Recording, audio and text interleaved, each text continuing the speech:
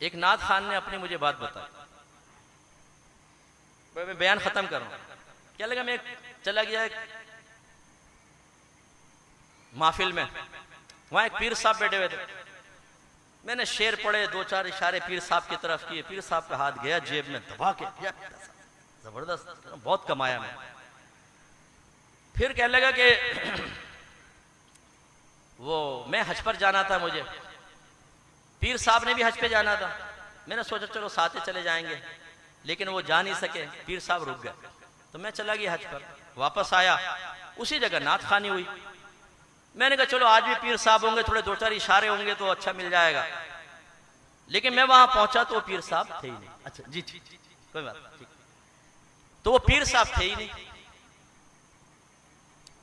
कहने लगे यार मैंने सोचा, अब मुझे बता रहे थे ना, कहने लगे मैंने सोचा कि अब पीर साहब होते तो बड़ा मसला, बड़ा मजा आ जाता, कमाई अच्छी हो जाती।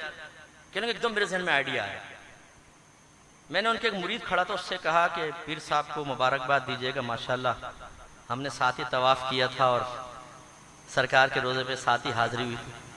मुरीद की आंखें एकदम फटी कि यार पीर साहब तो गए नहीं, ये कैसे? वो भागा, उसने जाकर कहा पीर साहब वो तो ऐसा नाथ खान ऐसा कह रहा है, आपको मदीने में देखा, मक्के में देखा। वो पीर साहब ने छलांग लगाई, छत तक गए एकदम। वो बसें तैयार करो, 5-6 बसें ले आए ना, आके बैठे हो। उसने कहा इतना मुझे पैसा दिया कुछ हद नहीं। फिर आखिर में जब मैं चलने लगा तो पीर साहब करीब आए और आके कहने लगे आखिर तुमने फकीर का राज फाश कर ही दिया ना।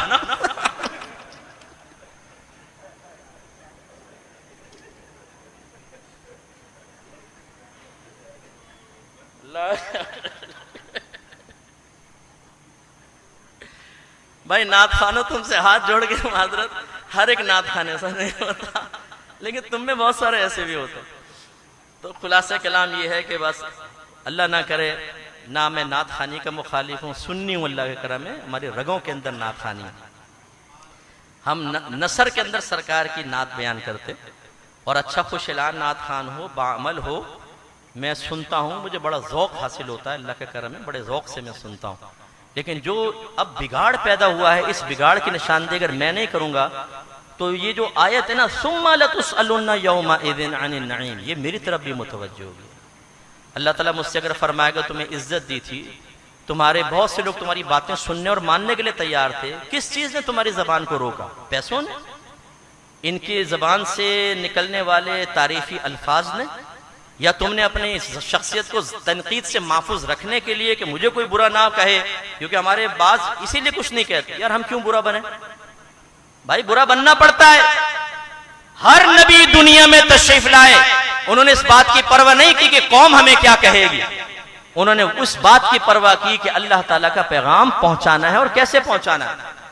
इसलिए मैं अपने बच्चों से भी गुजारिश करता हूं, भी बस आखिर में सुम्मा लतुसअलुन्ना यौमइज़िन अनिन नईम, आपकी तरफ भी मुतवज्जे है, होशियार रहिए। अगर आपने ये जो आलिम होने की नेमत है, इल्म की नेमत है, इज्जत की नेमत है, अगर आपने इसका सही हक अदा नहीं किया तो हो सकता है मैदान माशर में अल्लाह ताला हमें खड़ा करे और हमसे